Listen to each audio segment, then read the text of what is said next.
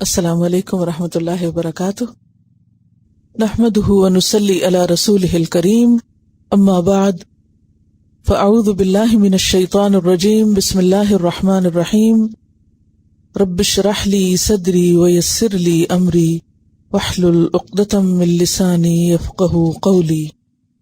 یا اہل الکتاب، اے اہل کتاب، کس کی طرف اشارہ ہے؟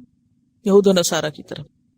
قد جاءکم، تحقیق آ چکا تمہارے پاس، گویا آپ اہل کتاب کے لیے بھی رسول ہیں۔ رسولنا، ہمارا رسول تمہارے پاس آ چکا ہے، پہنچ چکا ہے، اس کا پیغام آ چکا ہے۔ یبین لکم، جو بیان کرتا ہے تمہارے لیے، علی فترتن، وقفے پر، وقفے کے بعد، من الرسل، رسولوں کے۔ فترہ کیا چیز ہوتی ہے؟ فترہ فے تیرے سے ہے، فترہ کہتے ہیں کسی چیز کا چلتے چلتے رک جانا، پاز، اور پھر دوبارہ چلنا۔ ایک تو ہوتا ہے نا سٹاپ اور پاز میں کیا فرق ہے؟ سٹاپ جو ہوتا ہے بس ختم ہو جاتا ہے، اور پاز کیا ہوتا ہے؟ ٹیمپریریلی رکتا ہے اور پھر وہ دوبارہ چل پڑتا ہے۔ تو جب کوئی چیز چلتے چلتے رک جائے تو کہتے ہیں فتر الشیء، اور دو چیزوں کے جو درمیان کا وقفہ ہے یا دو کاموں کے بیچ کا جو پیریڈ ہے وہ فترہ کہلاتا ہے۔ فترۃ الوحی بھی آپ نے پڑھا ہوگا سیرت۔ فترۃ الوحی کیا ہے؟ جب ایک بار وحی آئی اور پھر رک گئی کچھ عرصے کے لیے، پھر دوبارہ گیپ جو آیا تھا بیچ میں۔ تو رسولوں کے فترہ میں، یعنی فترہ ہو چکا تھا، اس فترہ میں، اس بیچ کے عرصے میں جب تم انتظار میں تھے کہ کوئی رسول آئے، تو اس فترہ کے اختتام پر ہم نے ایک رسول بھیجا۔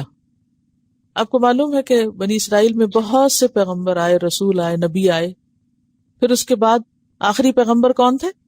عیسیٰ علیہ السلام، اولو العزم پیغمبروں میں سے۔ عیسیٰ علیہ السلام کے بعد تقریباً 575 سال، یعنی آلموسٹ 600 ایئرز ایسے گزرے کہ جب کوئی نبی بھی نہیں آیا۔ تو یہ جو 600 سال کا وقفہ ہے، یہ کیا کہلاتا ہے؟ فترہ۔ یہ 600 سال انتظار کے سال تھے۔ بنی اسرائیل انتظار کر رہے تھے، کس کا؟ آخری پیغمبر کا، کہ کوئی اور رسول آئے۔ تو اے اہل کتاب، وہ رسول آ چکا جس کا تمہیں انتظار تھا۔ یعنی یہ بات خاص طور پر کیوں کہی گئی کہ فترۃ من الرسل، کہ ایک لمبے عرصے یا وقفے کے بعد یہ رسول آیا۔ یہ انتظار کا وقفہ تھا۔ انتظار کیوں کرایا جاتا ہے؟ تاکہ انسان اس کی قدر و قیمت پہچانے، اشتیاق بڑھے، اس کی ویلیو کے لیے نا۔ تو فترۃ من الرسل، انتظار بھی تھا تمہیں، اور ایک وقفے تک رسول آیا نہیں، اب یہ رسول آ گیا۔ ان تقولوا ما جاءنا من بشیر ولا نذیر، کہ کہیں تم یہ نہ کہو کہ ہمارے پاس تو کوئی بشیر و نذیر ہی نہیں آیا۔ آپ صلی اللہ علیہ وسلم کو کیا کہا گیا؟ بشیر اور نذیر۔ بشیر بشارت دینے والا، اور نذیر ڈرانے والا۔ بشارت کس کام پہ ہوتی ہے؟ اچھے کاموں پر، اور ڈراوا کس پہ ہوتا ہے؟ غلط کاموں پر۔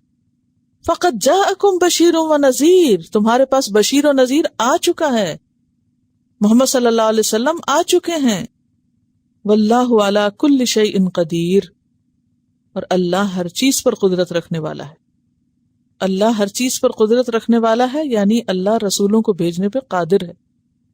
اور خلاصہ یہ ہے کہ نبی صلی اللہ علیہ وسلم ایک اہم پیغمبر ہیں، فترہ کے بعد آئے ہیں، آخری پیغمبر ہیں، اور آپ بشیر و نذیر ہیں۔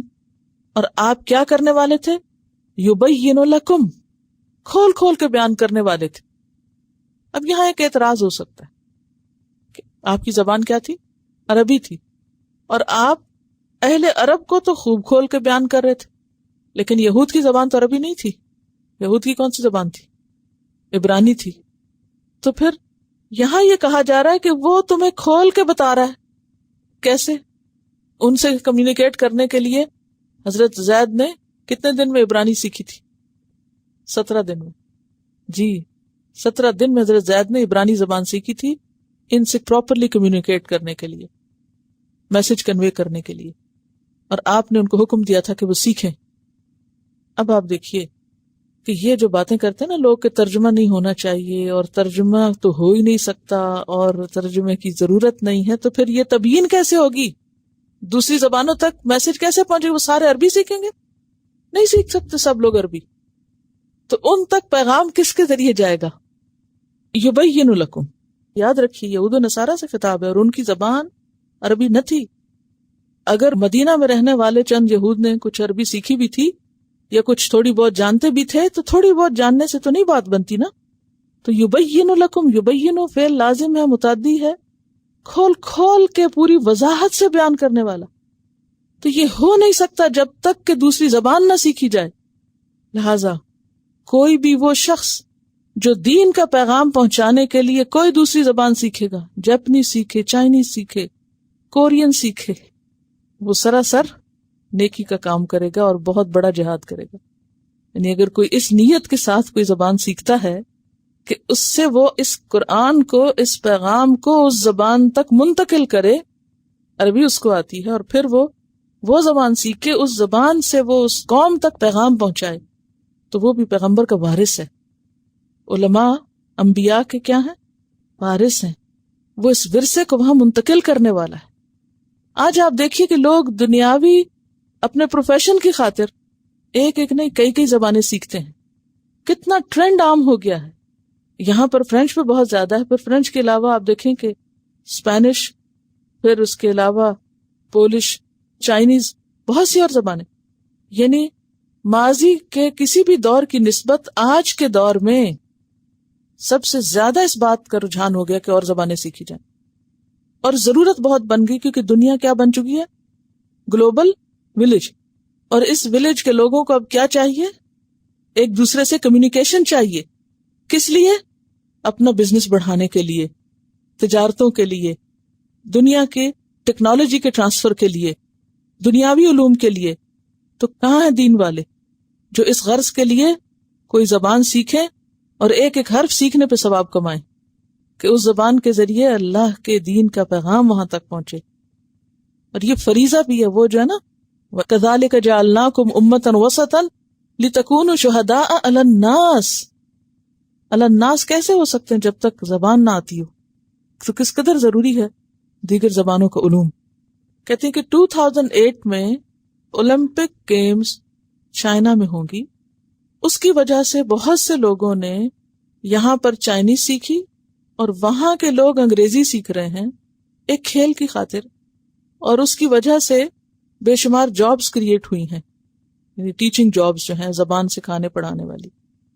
آرکیٹیکچر کے لیے آج کل جرمن سیکھنے کا بہت ٹرینڈ ہو رہا ہے کیونکہ بہترین کام ہوئے ہیں وہاں پر اس سلسلے میں. تو آپ دیکھیے کہ آج کل مسلمان بھی اس دوڑ میں پیچھے نہیں ہیں، لیکن نیت کیا ہے، ارادہ کیا ہے؟ صرف دنیا کے تھوڑے سے فائدے کے لیے. اس سے آگے کوئی نہیں سوچتا، اس سے آگے کوئی نہیں دیکھتا کہ کوئی اور فریضہ بھی ہے ہم پر. اصل میں قوموں کو جب زوال آتا ہے نا تو وہ مقصد سے خالی ہو جاتی ہیں. جب مقصد سے خالی ہو جاتے ہیں تو پھر لوگ اسی طرح جینے لگتے ہیں جیسے اور دنیا کے لوگ جیتے ہیں، پھر ان کے اندر کوئی سنجیدگی نہیں ہوتی. تو یبین لکم پیغام ان کے لیے بھی ہے اور کھول کے بیان کرنے کی اس کو ضرورت ہے.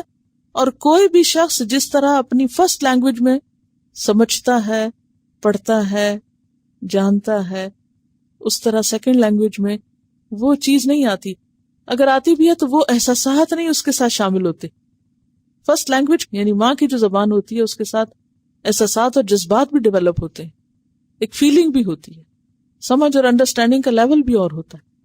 تو اس لیے دوسروں کے ساتھ کمیونیکیٹ کرنے کے لیے ان کی زبان سیکھنا بھی ضروری ہے. تو یہ بھی تبلیغ کے لیے ایک ٹول ہے. جیسے پہلے زمانے میں جنگوں کے لیے ہتھیار ہوتے تھے نا، تو آج کے دور کے ہتھیار کیا ہے؟ نالج ایک ہتھیار ہے، علم ایک ذریعہ ہے، ٹول ہے، اور اس کا سیکھنا جہاد ہے. ہم نے جہاد کا صرف ایک ہی معنی جانا ہے، یہ بھی جہاد کی قسم ہے. وَإِذْ قَالَ مُوسَىٰ، اور جب کہا موسیٰ علیہ السلام نے، لِقَوْمِهِ اپنی قوم سے. کون تھی ان کی قوم؟ بنی اسرائیل. یا قومی، اے میری قوم. کیا پیار کا انداز ہے، اے میری قوم، میری قوم، میری قوم، میرے لوگوں. اذکروا نعمت اللہ، اللہ کی نعمت یاد کرو. یہ پیغمبر کا انداز آپ دیکھیے. ایک داعی کیا کرتا ہے؟ قوم کو یا جس کو وہ دین کی طرف بلاتا ہے اس کو اپنا کہتا ہے، اپنا بناتا ہے، مانوس کرتا ہے، اور پھر اللہ کی نعمت یاد کراتا ہے. اور نعمت کیا ہوتی ہے؟ انعام، احسان. اے قوم اللہ کی نعمتیں تو گنو ذرا بیٹھ کے، یاد تو کرو. علیکم جو خاص تم پر ہوئیں، خصوصی طور پر کون سی نعمتیں؟ اذ جعل جب اس نے بنائے، فیکم تمہارے اندر، کیا؟ انبیاء بنائے، یعنی انبیاء بھیجے تمہارے اندر. انبیاء میں رسل بھی شامل ہیں. کیسے؟ ہر رسول نبی ہوتا ہے لیکن ہر نبی رسول نہیں ہوتا. ٹھیک ہے نا. وجعلکم اور اس نے بنایا تم کو، ملوکن بادشاہ، اس نے تم کو ملوک بنایا، تمہارے میں نبی بھیجے اور تمہیں ملوک بنایا. ملوک کس کا سمبل ہوتے ہیں؟ دنیا کا. اور انبیاء دین کا، یعنی دین میں بھی تمہیں ہائیسٹ رینک پہ رکھا کہ تمہارے اندر بے شمار انبیاء بھیجے، اور دنیاوی اعتبار سے بھی تمہیں بہت کچھ دیا کہ تم کو ملوک بنا دیا. اب یہ جو بات ہے نا، تمہیں ملوک بنایا، تو پھر سارے تھوڑی بادشاہ تھے. تو یہ کس معنی میں ملوک ہوئے؟ ملوک کس کی جمع ہے؟ ملک. داؤد اور سلیمان تو دو ان کے اندر ملوک تھے. اللہ تعالیٰ کہہ رہے ہیں تم سب کو ملوک بنایا ہے. انبیاء کے علاوہ ملوک کی بات ہو رہی. فرعون سے نجات پانے کے بعد ان کی جو معاشی حالت بہتر ہوئی تھی، صحرا میں بھی ان کو من و سلوہ دیا گیا، پھر اس کے بعد جو ان کی زمین واپس ملی اور ان کو عروج اور اقتدار ملا، اور پھر ان کے اندر داؤد اور سلیمان علیہ السلام جیسے پیغمبر آئے، تو یہ سب کیا ہے؟ ان کی دنیاوی عروج کی علامت. اور ویسے بھی آپ کو پتہ ہے کہ آپ صلی اللہ علیہ وسلم نے حضرت زید بن اسلم سے کہا تھا کہ جس کے پاس رہنے کے لیے گھر ہو، خدمت کے لیے خادم ہو، وہ ملک ہے، وہ بادشاہ ہے. یعنی ملک کیا ہے؟ اسٹیٹس سمبل ہے نا ملک، بادشاہ ہونا، اقتدار ملنا. تو جس کے پاس رہنے کو اپنا گھر ہے اور خدمت گار ہے تو وہ کیا ہے؟ اسٹیٹس والا ہے، ملک ہے وہ. تو جعلکم ملوکا، کس چیز کی طرف اشارہ ہوا؟ ان کے دنیاوی عروج کی طرف، یعنی دنیاوی نعمتیں بھی تم کو بہت دی، یہ مراد ہے اس سے. اور یہ مانی ہوئی بات ہے کہ بنی اسرائیل پر اللہ نے بہت انعام کیے تھے، اور اپنے دور کے سب سے چنے ہوئے لوگ تھے جن کو اللہ نے اپنے دین کے لیے چنا تھا. ان کے اندر نبی بھی بھیجے اور ان کے اندر بادشاہت بھی رکھی، اور ان کو دنیاوی اعتبار سے بھی بہت کچھ دیا. سمندر پھاڑ کے ان کے لیے رستہ بنایا، فرعون کی غلامی سے نجات دی. پہلے غلام تھے نا، مملوک تھے، تو وہاں سے نکل کے وہ خود مالک بن گئے، حکومت دی، آزادی دی. ان کو اپنی زمین واپس ملی، ان کی حکومت لوٹ آئی تھی نا، اگر تاریخ یاد ہو کچھ. وَآتَاكُمْ اور دیا تم کو، مَا لَمْ يُؤْتِ أَحَدًا مِّنَ الْعَالَمِينَ جو جہان والوں میں سے کسی کو بھی نہیں دیا. تمہیں وہ کچھ دیا جو اور کسی کو نہیں ملا، اتنا کچھ تمہیں ملا. اب آپ دیکھیں کہ جس بندے کے پاس دین بھی ہو اور دنیا بھی ہو، اس سے خوش قسمت کوئی نہیں ہو سکتا. جس کو دین دنیا دونوں مل گئے. تو یہ سب سے بڑی نعمت ہے کہ انسان دنیا میں بھی کسی کا محتاج نہ ہو، مصیبت میں نہ ہو، اور دین بھی اس کے پاس ہو. تو یہاں پھر یعنی انہیں نعمتیں یاد کرائی جا رہی. اور پھر آپ یاد رکھیے کہ اس میں انبیاء کا ذکر پہلے ہے اور ملوک ہونے کا بعد میں ہے. لیکن اتنی نعمتیں پا کر بھی ان کا حال کیا تھا؟ ذرا حال دیکھیے. یا قومی، اے میری قوم، ادخلوا الارض المقدسہ داخل ہو جاؤ مقدس زمین میں. آؤ مقدس زمین میں داخل ہو جاؤ. کون سی زمین مقدس تھی؟ فلسطین کی، جس میں موجودہ سیریا، جارڈن، فلسطین یہ سب علاقے شامل تھے. یہ بلاد الانبیاء ہیں، بہت انبیاء اس علاقے میں آئے. اللہ نے اس علاقے کو خاص برکت عطا کی، جسے سورۃ بنی اسرائیل میں آتا ہے. کیا آتا ہے؟ سبحان الذی اسری بعبدہ لیلا من المسجد الحرام الی المسجد الاقصی الذی بارکنا حولہ، کہ مسجد اقصی جس کے آس پاس کو ہم نے برکت عطا کی تھی، اسی کی طرف اشارہ ہے. ارض مقدس، پاک سرزمین. التی کتب اللہ لکم، وہ جس کو اللہ نے تمہارے لیے لکھ دیا تھا. اللہ نے تمہارے لیے لکھ دی. اللہ کا لکھنا دو طرح کا ہوتا ہے. ایک ہے شرعی احکامات کا لکھا جانا، جیسے کتب علیکم الصیام کما کتب علی الذین من قبلکم، یہ ہے شرعی احکام کا لکھا جانا یعنی مقرر کرنا، اور اسی طرح تقدیر یا قسمت کا لکھا جانا، یعنی اللہ نے تمہاری قسمت میں لکھی ہوئی ہے وہ زمین، تمہارے حصے میں رکھی ہے وہ، جاؤ لو تم۔ ولا ترتدوا علی ادبارکم، اور اپنی پیٹھوں پہ مت پھرو۔ ترتدو کا لفظ کس سے ہے؟ رے دال دال، رد، رد کس کو کہتے ہیں؟ لوٹنا، پھرنا، پلٹنا۔ نہ واپس پلٹو، کس پر؟ علی ادبارکم، اپنی پیٹھوں پر۔ پیٹھ پہ پھرنے کا کیا مطلب ہوتا ہے؟ بگوڑے نہ بنو، واپس نہ پلٹو۔ کیوں؟ جنگ کے میدان سے بھاگنا کیا ہے؟ گناہ کبیرہ۔ التولی یوم الزحف، جنگ کے دن بھاگنا، من الکبائر، کبیرہ گناہوں میں سے۔ تو اے قوم، اس زمین میں داخل ہو جاؤ اور بھاگو مت، فرار نہ حاصل کرو، جہاد سے منہ نہ موڑو، ورنہ کیا ہوگا؟ فتنقلبوا خاسرین، ورنہ تم کیا ہوگے؟ پلٹو گے، پھرو گے، کیا بن کر؟ خاسرین بن کر۔ خاسرین کس کی جمع ہے؟ خاسر کی، اور خاسر کیا ہے؟ فاعل، نقصان اٹھانے والا۔ اور خسارہ کون سا؟ صرف دنیا کا یا آخرت کا؟ دونوں کا۔ اس لیے کہ سرزمین فلسطین جو ہے وہ اس زمانے میں بھی چشموں کی اور پھلوں کی اور بہترین آب و ہوا کی زمین تھی، پیغمبروں کی زمین، بابرکت زمین۔ تو تم اس بابرکت زمین سے منہ موڑ لو گے، اس کو حاصل نہیں کرو گے۔ اب آپ دیکھیں نا کہ اللہ تعالیٰ اگر کسی قوم کو کہے تم محنت کرو، میں تمہیں وہ چیز دوں گا، بہترین لینڈ دوں گا، اور وہ آگے سے سستی دکھائیں، جبکہ اللہ نے کہا لکھی ہوئی ہے تمہارے لیے۔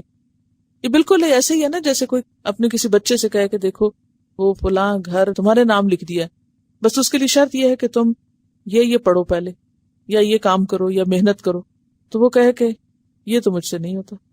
تو کس قدر نالائکی کی بات ہے کہ انعام رکھا ہوا ہے، صرف تھوڑی حرکت کی ضرورت ہے، محنت کی ضرورت ہے کہ جاؤ اسے اچیو کر لو۔ اچھا، یہ ان کے لیے تو تھا، یہ ہم سب کے لیے بھی ہے۔ اللہ نے جنت کی شکل میں بھی انعام رکھا ہوا ہے، اور دنیا کے بھی وعدے اللہ نے کر رکھے ہیں۔ کس چیز کے؟ کہ جو محنت کرے گا اللہ اس کو دے گا۔ لیکن ہم کیا کرتے ہیں؟ کام نہیں ہم سے ہوتا، ویسے کچھ مل جائے تو بے شک مل جائے۔ یہ اللہ کا طریقہ نہیں۔ کچھ پانے کے لیے کچھ دینا بھی ضروری ہے، کچھ قربانی ضروری ہے، کچھ چھوڑنا بھی ضروری ہے۔ تو فرمایا کہ دیکھو واپس نہ پلٹنا، ورنہ تم نقصان اٹھاؤ گے۔ اور یہاں دنیا کے نقصان کا ذکر ہے، اور ظاہر ہے کہ جو اللہ کا حکم نہ مانے اس کے لیے آخرت کا نقصان بھی ہے۔ اچھا، یہاں ایک اور بات پتہ چلتی ہے کہ لوگوں کو جب کچھ سکھایا جائے تو اس سکھانے میں ترغیب بھی ہونی چاہیے اور ترغیب بھی ہونی چاہیے۔ ترغیب کیا ہوتا ہے؟ راغب کرنا۔ جیسے ماں بچے سے کہتی ہے اچھا تم یہ سیکھ لو تمہیں یہ انعام ملے گا، اور اگر نہ کام کرے تو کیا کہتے ہیں؟ تم نہیں پڑھتے پھر دیکھنا تمہارے ساتھ کیا ہوتا ہے، فیل ہو جاؤ گے۔ یہ دونوں چیزیں ضروری ہیں، انعام کا لالچ اور فیل ہونے کا ڈر دینا، بشیرن و نذیرن، یہ دونوں چیزیں ضروری ہیں۔ اچھا، اب آپ دیکھیے کہ جب یہ دو چیزیں سامنے رکھی جاتی ہیں تو کیا اس سے نیت میں خلل نہیں آ جاتا؟ اگر کسی سے کہا جائے دیکھو تم اگر اتنی رکعتیں پڑھے تمہیں اتنا ثواب ملے گا، تو یہ نیت میں خلل نہ ہو گیا؟ ثواب کی طلب نیت میں خلل نہیں ڈال دیتی؟ یا جنت کی دعا یا جنت کی طلب کہ انسان سوچے میں یہ کام کروں گا تو مجھے جنت ملے گی، تو یہ نیت خراب نہیں ہوگی؟ نہیں، اس سے نیت نہیں خراب ہوتی، کیونکہ نبی صلی اللہ علیہ وسلم بھی بشیر و نذیرہ تھے، اور اس کے علاوہ یہ قرآن کا اپنا طریقہ ہے، جو بھی عمل کرے گا نیک اس کے لیے ایسا اور ایسا ہے۔ تب یہ تو ہماری نیتیں خراب کرنے کے لیے تھوڑی ہے۔ ہم سب چاہتے اللہ کی رضا ہیں، لیکن انسان ہونے کے ناطے اللہ سے ریوارڈ بھی چاہتے ہیں، فضل بھی چاہتے ہیں، اجر بھی چاہتے ہیں۔ تو اجر کی تمنا رکھنا اخلاص نیت کے منافی نہیں، اور کسی کو برے انجام سے ڈرانا اس سے بھی نیت کی خرابی نہیں لازم آتی، یہ ضروری ہے۔ تو خلاصہ کیا ہے؟ خلاصہ یہ ہے کہ معلم کو یا داعی کو یا سب سے بڑھ کر ایک پیغمبر کو لوگوں کو صحیح رستہ دکھانے کے لیے ایسی بات کرنی چاہیے جس سے دلوں میں شوق بھی آئے، اور اس کے ساتھ ساتھ غلط کاموں سے بچنے کے لیے بھی کہنا چاہیے، ڈرانا بھی چاہیے۔ لیکن دیکھیے کہ انہوں نے کیا کیا۔ قالوا یا موسیٰ، کہنے لگے اے موسیٰ، ان فیہا قوما جبارین، اس میں تو بڑے ظالم لوگ رہتے ہیں، اس میں بڑے سخت لوگ رہتے ہیں۔ کس میں؟ اس بستی میں، فلسطین میں۔ کون تھے وہ؟ عمالقہ، پیچھے پڑ چکے ہیں آپ۔ عمالقہ بہت جان والے لوگ تھے، بہت طاقتور لوگ تھے، کہتے بڑے ٹال بھی تھے۔ عربی میں کھجور کا وہ درخت جو مضبوط اور ٹال ہو اور زیادہ پھل دے اس کو کیا کہتے ہیں؟ نخلۃ جبارہ۔ تو جابر کہتے ہیں اس کو جو زور آور بھی ہو اور لمبا بھی ہو اور اونچا بھی ہو، ٹھیک ہے، جبروت اور طاقت، یعنی بڑے قد آور لوگ ہیں، اور ہم تو ان کے مقابلے میں کچھ بھی نہیں ہیں۔ اور آپ دیکھیے کہ موسیٰ علیہ السلام ان کو کیسے خطاب کرتے ہیں، یا قومی، اے میری قوم، اور وہ کیسے خطاب کرتے ہیں اپنے پیغمبر کو، یا موسیٰ۔ کیا پتہ چلتا ہے اس سے؟ یہ محبت کا خطاب ہے یا موسیٰ، نہ اس میں عزت ہے نہ محبت ہے۔ اسی لیے آپ دیکھیے کہ صحابہ کو یا محمد کہنے سے روکا گیا تھا، نام کے ساتھ، ذاتی نام کے ساتھ بلانے سے منع کیا گیا تھا، کیونکہ اس میں رسپیکٹ نہیں ہوتی، ٹھیک ہے۔ اسی سے پھر اسلامی کلچر میں عام طور پر کیا ہوتا ہے، بڑوں کو کس سے پکارتے ہیں؟ ان کے ناموں سے، کسی رشتے سے، کسی ادب کے لفظ سے، ایسے ہی پکارتے ہیں نا۔ والدین کا نام نہیں لیتے عام طور پر، والدین کو نام سے تھوڑی پکارتے، نہیں پکارتے نا جی۔ ماڈرن سوسائٹی کا تو کیا کہنا، اب مشکل یہ نا، ہمارے آئیڈیل وہ ہو گئے، ہم ان سے زیادہ متاثر ہیں، ہمارے ویلیوز بدل گئے ہیں نا۔ تو یہاں پر آپ دیکھیے کہ وہ کیا کہتے ہیں، یا موسیٰ۔ آپ کو معلوم ہے کہ یا محمد کون کہتے تھے؟ بدو لوگ کہتے تھے۔ اللہ سبحانہ و تعالیٰ نے اپنی کتاب میں منع کر دیا، لا تجعلوا دعاء الرسول بینکم کدعاء بعضکم بعضا، نہ تم پکارو رسول کو کس طرح، جیسے تم آپس میں ایک دوسرے کو پکارتے ہو، یعنی ہم عمر لوگ جیسے ایک دوسرے کا نام لے کے پکارتے ہیں۔ قرآن پاک میں منع کیا گیا کہ نام لے کے مت پکارو، لیکن ہم یہاں کیا دیکھتے ہیں، بنی اسرائیل میں نام لے کے پکارتے تھے، یا موسیٰ۔ لیکن صحابہ کرام میں سے کوئی آپ کو یا محمد کہتے ہوئے اس طرح نہیں ملے گا، وہ کیا کہتے تھے، یا رسول اللہ، اے اللہ کے رسول صلی اللہ علیہ وسلم، یا نبی اللہ، یعنی بہت ادب سے، احترام سے، عزت سے۔ یہی چیز پھر آگے چلتی رہی، پھر اگلی نسلوں میں بھی یہی چیز رہی مسلمانوں میں، کہ اپنے بڑوں کو وہ نام سے نہیں پکارتے تھے۔ اور بڑوں میں ماں باپ بھی ہوتے ہیں، دادا وغیرہ بھی ہوتے ہیں، نانا، دادا، نانی، دادی۔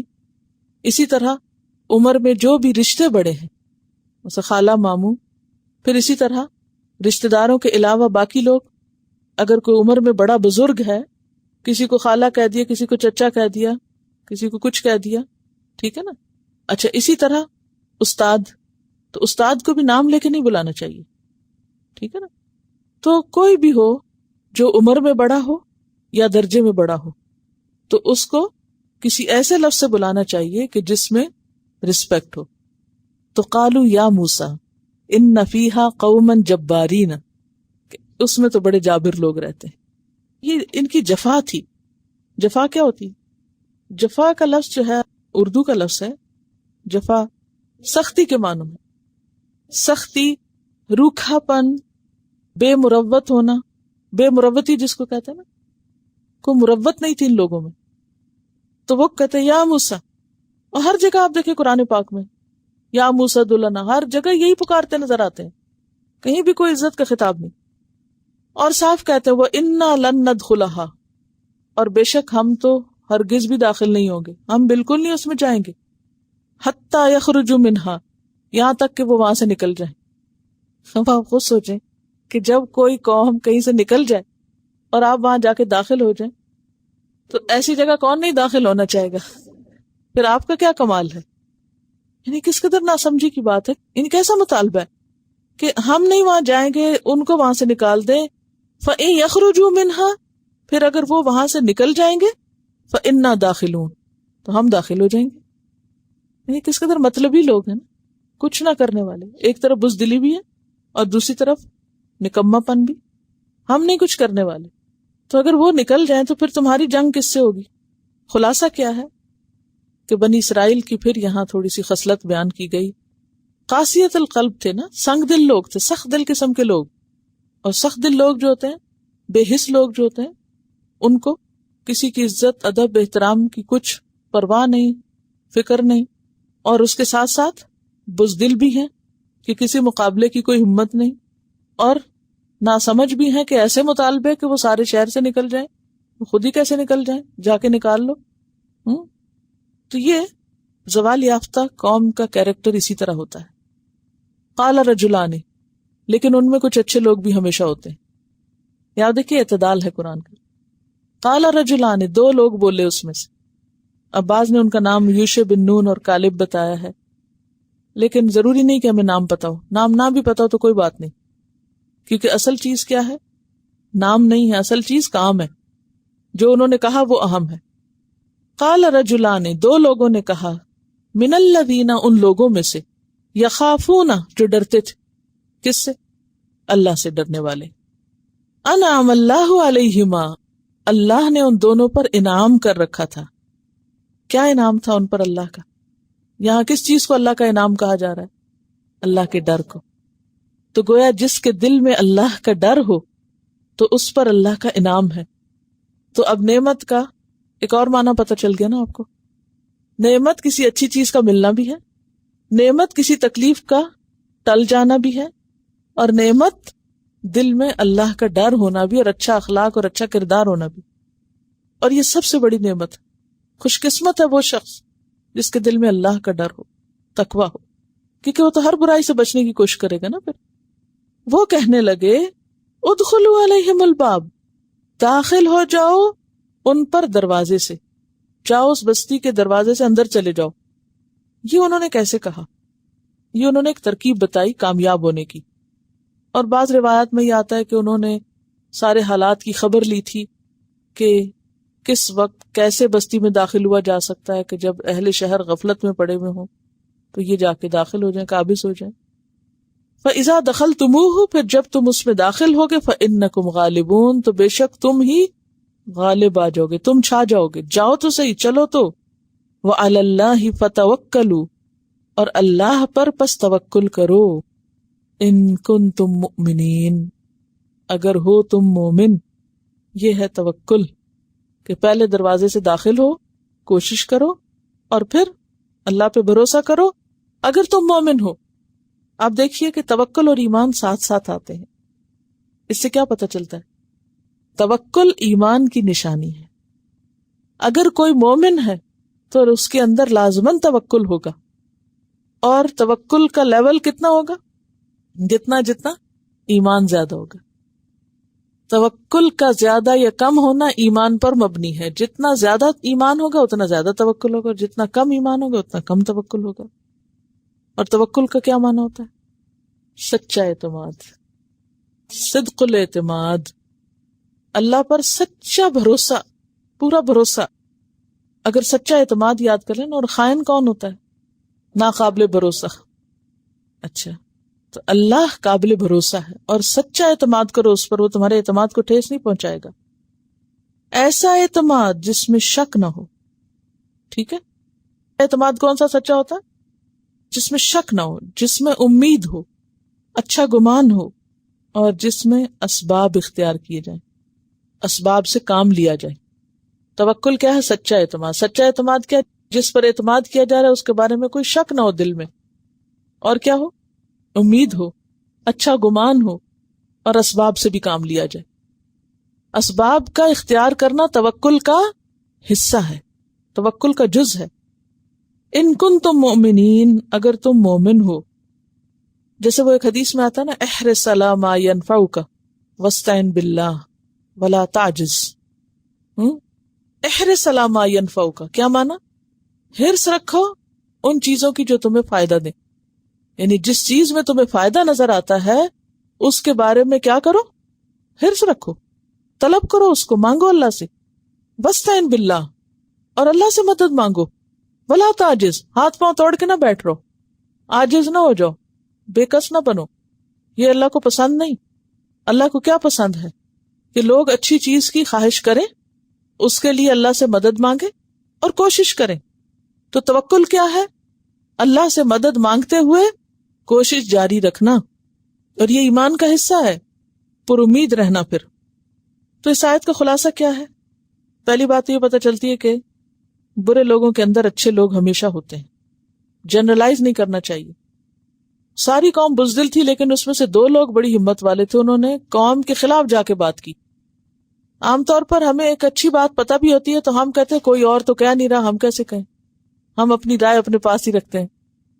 ایسا نہیں کرنا چاہیے۔ ضروری نہیں ہوتا کہ آپ میجورٹی کا ہی ساتھ دیں، آپ اپنی عقل سے کام لیا کریں، جو درست بات ہو اسے کیا کریں۔ دوسری بات یہ ہے کہ اللہ کا خوف اللہ کا انعام بھی ہے۔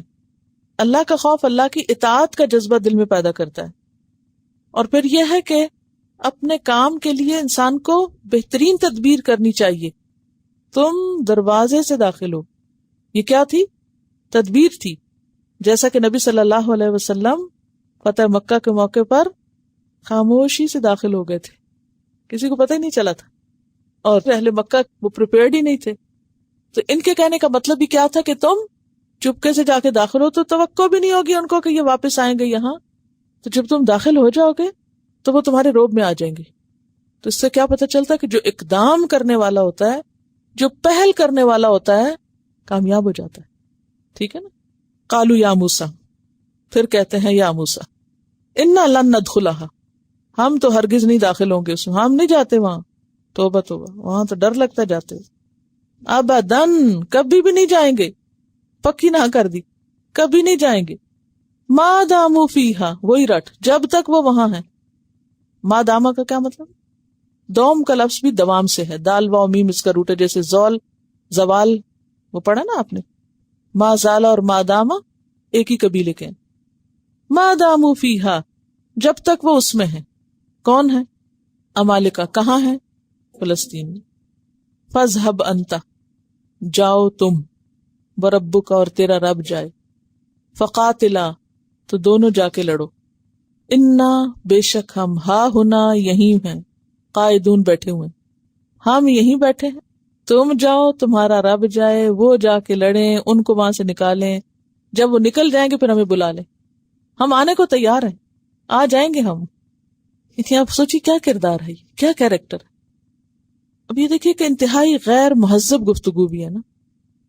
تو خلاصہ یہ ہے کہ ان لوگوں کے دلوں میں اللہ سے زیادہ لوگوں کا خوف سمایا ہوا تھا۔ دوسری بات یہ کہ یہ اللہ کے لیے کوئی قربانی نہیں کرنا چاہتے تھے، کوئی مشکل نہیں دیکھنا چاہتے تھے، کسی مشکل کا سامنا نہیں کرنا چاہتے تھے۔ اور آپ کو معلوم ہے اس کے برعکس جب بیعت عقبہ ہوئی تو انصار مدینہ نے کیا کہا؟ ہم ہر اس چیز سے آپ کی حفاظت کریں گے جس سے ہم اپنے بچوں کی کرتے ہیں، ہم جنگجو لوگ ہیں، ہم ضرب و حرب جانتے ہیں، ہتھیار ہمارا کھلونا ہے، ہم جائیں گے ساتھ۔ یہ تھے ساتھی کس کے؟ محمد صلی اللہ علیہ وسلم کے۔ ان لوگوں نے محمد صلی اللہ علیہ وسلم کا ساتھ دیا، اور موسیٰ علیہ السلام کے ساتھیوں نے کس طرح اذیت دی۔ جنگ بدر کے موقع پہ کیا ہوا تھا یاد ہے آپ کو؟ جب آپ نے صحابہ سے مشورہ کیا تھا اور آپ صرف 313 تھے، تھوڑے لوگ تھے، تو اس کے باوجود صحابہ نے کیا کہا تھا؟ یا رسول اللہ صلی اللہ علیہ وسلم، ہم آپ کو اس طرح نہیں کہیں گے جس طرح موسیٰ علیہ السلام کی قوم نے موسیٰ سے کہا تھا۔ آپ ہمیں سمندر میں بھی کودنے کو کہیں تو ہم تیار ہیں، آپ جہاں ہمیں بھیجیں گے ہم چلیں گے، جہاں لے جائیں گے، جو کہیں گے کریں گے۔ تو اس سے نتائج بالکل مختلف ہو گئے۔ قال، موسیٰ علیہ السلام بولے، ربی، اے میرے رب، انی، بے شک میں، لا املک، میں نہیں مالک، الا نفسی، مگر اپنی جان کا، واخی، اور اپنے بھائی کا، میرا بس میرے اپنے اوپر اور میرے بھائی پہ ہی چلتا ہے، ہارون علیہ السلام۔ ففرق، پس جدا کر دے، الگ کر دے، بیننا و بین القوم الفاسقین، ہمارے درمیان اور اس فاسق قوم کے درمیان، یا اللہ ہمیں الگ الگ کر دے، ہمارے درمیان فرق کر دے، ہمیں ان میں شامل نہ کرنا، ہم ان میں سے نہیں ہونا چاہتے۔ یہاں فاسق کس کو کہا گیا؟ بنی اسرائیل کو۔ کیوں؟ کس وجہ سے؟ بات نہیں مانتے تھے، منمانی کرتے تھے، اطاعت نہیں کرتے تھے۔ تو اطاعت نہ کرنا کیا ہے؟ فسق۔ اور ایسی دعا مانگی جا سکتی ہے؟ جی ہاں، مانگی جا سکتی ہے، کیونکہ قبول ہو گئی تھی یہ دعا موسیٰ علیہ السلام کی۔ اب آپ دیکھیں کہ اس سے زیادہ غیر مہذب انداز اور بالکل مایوس ہم کبھی بھی بالکل بھی نہیں جائیں گے ہی نہیں، کریں گے ہی نہیں. اب آپ کیا کر سکتے؟ یا رب یہ تو نہیں جائیں گے، پھر ہمیں ان میں نہ شامل کرنا، ہم تو تیار ہیں. میں اپنا اور اپنے بھائی کا تو اختیار رکھتا ہوں، ہم حاضر ہیں، ہم چلیں گے جہاں تو بلائے گا. قال، اللہ تعالیٰ نے فرمایا ٹھیک ہے دعا قبول ہو گئی. فَإِنَّهَا، پس بے شک وہ زمین، وہ ارض مقدس، محرمۃ علیہم، ان پر حرام کر دی گئی ہے. حالانکہ اللہ نے ان کے لیے لکھ دی تھی کہ ملے گی تمہیں، اب ان کے گناہوں کی وجہ سے کیا ہوئی؟ حرام کر دی گئی ان کے لیے. یعنی اگر تم نہیں اٹھتے، نہیں جاتے، نہیں عمالقہ کو باہر نکالتے تو پھر بیٹھے رہو یہیں صحرا میں 40 سنہ، 40 سال اب داخل نہیں ہو سکو گے. حالانکہ صرف اتنی سی بات تھی کہ داخل ہونا تھا اور بس اللہ کی مدد ساتھ ہی آ جاتی، لیکن اب نہیں آئے گی. اب 40 سال تک بنی اسرائیل تم اسی صحرا میں رہو گے. یتیہون فی الارض، یتیہون تیہ کا میدان تھا نا، تے یہ ہے زمین میں گھومتے پھرتے رہو گے، مارے مارے پھرتے رہو گے، حیران و پریشان رہو گے، یہیں آوارہ گردی کرو گے، یہیں خوار ہوگے. فلا تأسا، پس نہ تم غم کرو. کس کو کہا گیا؟ موسیٰ علیہ السلام کو. تم مت غمگین ہو علی القوم الفاسقین، فاسق لوگوں پر، فاسق لوگوں کے بارے میں غم نہ کھاؤ، ان نافرمانوں پہ مت کڑو. سوال یہ پیدا ہوتا ہے کہ 40 سال کی بات کیوں کی گئی؟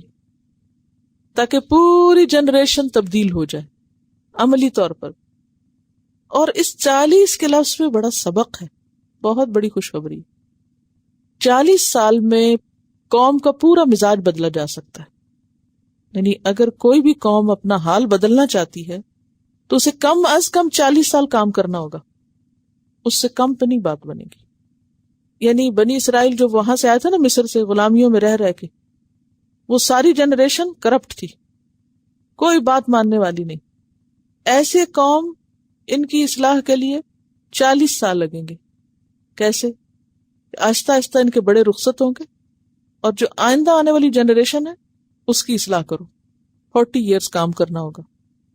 40 سال بعد نئی جنریشن آئے گی جو صحرا میں پلے گی، جن کی ڈائریکشن درست ہوگی، جن کی زندگی میں کوئی پرپز ہوگا، اور وہ اس زمین میں داخل ہو جائیں گے. پاکستان بنے کتنے سال ہو گئے؟ اگر ڈے 1 سے جب سے آزادی ملی تھی وہ کام کرتے جس کے لیے آزادی لی تھی، وہ کام کرتے، پھر تو کوئی نتیجہ بھی نکلتا. جب وہ مقصد ہی بلا دیا، وہ کام ہی نہیں کیا، تو محض باتوں سے تو نہیں تقدیر بدلتی. چائنا نے ترقی کتنے عرصے میں کی، جاپان نے کتنے عرصے میں کی. آپ دیکھیں World War II کے بعد جاپان کا حال کیا تھا. ملیشیا نے ترقی کتنے عرصے میں کی. تو 40 سال کام کرنے کی ضرورت ہے. اللہ تعالیٰ نے ایسے نہیں کہ کوئی لفظ اٹھایا اور کہا اچھا چلو 40 سال کا کہہ دیں. اللہ کے ہر لفظ میں حکمت ہے، اور ہر لفظ کے اندر ہمارے لیے سبق ہے. وقت کی تحدید کر دی 40 ایئرز، اور 40 کا لفظ بھی 7 کی طرح استعمال ہوتا ہے. جیسے پیغمبروں کو نبوت 40 سال میں ملی. 40 سال میچورٹی کی عمر ہوتی جس میں انسان کی عقل پختہ ہو چکی ہوتی ہے. تو یہاں پر ہم دیکھتے ہیں کہ اللہ سبحانہ وتعالیٰ نے دعا قبول کر لی اور موسیٰ علیہ السلام کو تسلی دی جا رہی ہے. آپ دیکھیں موسیٰ علیہ السلام کا دل کیا ہوگا نا اس وقت. حالانکہ موسیٰ علیہ السلام انتہائی قوی انسان ہے، اولو العزم پیغمبروں میں سے ہے، انتہائی سخت جان ہے، جسمانی اعتبار سے بھی بہت قوی ہے. ایک گھونسے سے وہ شخص مر گیا. اور آپ کو معلوم ہے کہ جب موسیٰ علیہ السلام کی موت آئی تھی اور فرشتہ جب جان لینے کے لیے آیا تو موسیٰ علیہ السلام نے بس ایک ہاتھ مارا تھا تو اس کی آنکھ پھوٹ گئی تھی. اب سوال یہ پیدا ہوتا ہے کہ کیا فرشتے کا کوئی جسم ہوتا ہے؟ تو بات یہ کہ جیسے ابراہیم علیہ السلام کے پاس فرشتے کس شکل میں آئے تھے؟ انسانی شکل میں. اور اسی طرح موسیٰ علیہ السلام کے پاس انسانی شکل میں فرشتہ آیا تھا، یعنی ملک الموت جو ہے. تو جب انسانی شکل میں آیا تو پھر اس کے ساتھ معاملہ جو کیا گیا وہ بھی ویسا ہی تھا، اور اس کے اوپر جو اثر ہوا وہ بھی ایسا ہی تھا جیسے ایک انسان کے اوپر. یہ ضرور قرآن پاک میں آتا ہے کہ فرشتے اپنے رب کے خوف سے ڈرتے ہیں. یسبح الرعد بحمدہ والملائکۃ من خیفتہ. تو فرشتے جیسے بولتے بھی ہیں ایسے خوف بھی کھاتے ہیں، بلکہ ایک اور روایت سے پتہ چلتا ہے کہ وہ کانپتے بھی ہیں، اور جب حکم کوئی نازل ہوتا ہے تو اس وقت اس کو محسوس بھی کرتے ہیں. تو فرشتوں کے بھی بعض اعمال موجود ہیں، یعنی ان کی خوشی اور غم اور اس طرح کی چیزیں، یعنی مکمل طور پر جذبات سے عاری نہیں ہیں فرشتے بھی. لیکن آپ دیکھیے کہ اس قدر جاندار اور اتنی زبردست پرسنالٹی والے کو اس قوم نے کس قدر تنگ کر دیا تھا کہ آپ غمگین ہو گئے تھے. تو اللہ تعالیٰ نے دل جوئی کی، فَلَا تَأْسَ عَلَى الْقَوْمِ الْفَاسِقِينَ، فاسق لوگوں میں مت غم کرو، کیونکہ پیغمبر کا کام کیا ہے؟ پیغام پہنچانا. بہت سارے لوگ جب دین کا کام کرتے ہیں یا کسی کو سکھاتے ہیں اور ایک دو دفعہ کوئی بات کہیں اور لوگ نہ مانے تو وہ کیا کرتے ہیں؟ بد دل ہو کے بیٹھ جاتے ہیں، کام چھوڑنے کا سوچنے لگتے ہیں، ناراض ہونے لگتے ہیں، ایک دم مایوس ہونے لگتے ہیں، یا پھر لوگوں کے ساتھ بد اخلاقی شروع کر دیتے ہیں. بعض لوگوں سے ملاقات کا ایسا اتفاق ہوا کہ ایک لمبے عرصے تک دین کا کام کرنے کے بعد ان کے مزاج کے اندر ایک خاص قسم کی سختی اور تلخی آ گئی. بھی کیوں تلخی آئی؟ بھی اتنے سالوں سے لوگوں کو سمجھا رہے ہیں، لوگ نہیں سمجھ رہے. بھی نہ سمجھے نہیں سمجھتے، لوگوں کا معاملہ اللہ کے ساتھ ہے، آپ کیوں ہلاک ہو رہے ہیں؟ فذکر انما انت مذکر لست علیہم بمسیطر، آپ نصیحت کریں، آپ ان کے اوپر داروغہ نہیں ہیں، نہیں مانتے نہ مانے. تو کام کرنا فرض ہے، لیکن نتائج اللہ کے ہاتھ میں. ہدایت کون دیتا؟ اللہ دیتے. یہدی بہ اللہ من اتبع رضوانہ سبل السلام ویخرجہم من الظلمات الی النور باذنہ. جب تک اللہ کا اذن نہ ہو ہدایت نہیں ملا کرتی. تو کہا یہ جاتا ہے کہ میدان تیہ میں وہ 40 سال تک پھر صرف گھومتے رہے. سویرے اٹھتے تھے، چلنا شروع کرتے تھے، شام کو پھر وہیں پہنچے ہوتے تھے، پھر چلتے رہے. ترتیب یوں تھی کہ یہ وہاں سے آئے اور پھر موسیٰ علیہ السلام نے آ کے ان کو تیہ میں ٹھہرایا. وہاں سے موسیٰ علیہ السلام کہاں گئے؟ تورات لینے کے لیے گئے، پھر واپس آئے. اس دوران انہوں نے کہا کہ ہمیں یہ چاہیے، وہ سب چیزیں مل گئی. پھر کہا اچھا اب یہ مل گیا ہے، اب اپنی زمین پہ چلو، یہاں رہنے تھوڑی آئے تھے. دیکھیں نا بنی اسرائیل وہاں سے کیوں نکلے تھے؟ اپنی زمین لینے، یعنی اپنے علاقے میں واپس جا رہے تھے. تو اب یہ صحرا میں ہی بگڑ کے بیٹھ گئے کہ نہیں وہ تو وہاں لوگ ہیں، ان کو پہلے نکالا جائے پھر ہم وہاں جائیں گے. عجیب حالت تھی نا. تو یہ جو انتظام تھا نا کھانے پینے کا وہ تو فوری ہو گیا تھا نا. وآخر دعوانا ان الحمد للہ رب العالمین. سبحانک اللہم وبحمدک نشہد ان لا الہ الا انت نستغفرک ونتوب الیک. السلام علیکم ورحمۃ اللہ وبرکاتہ.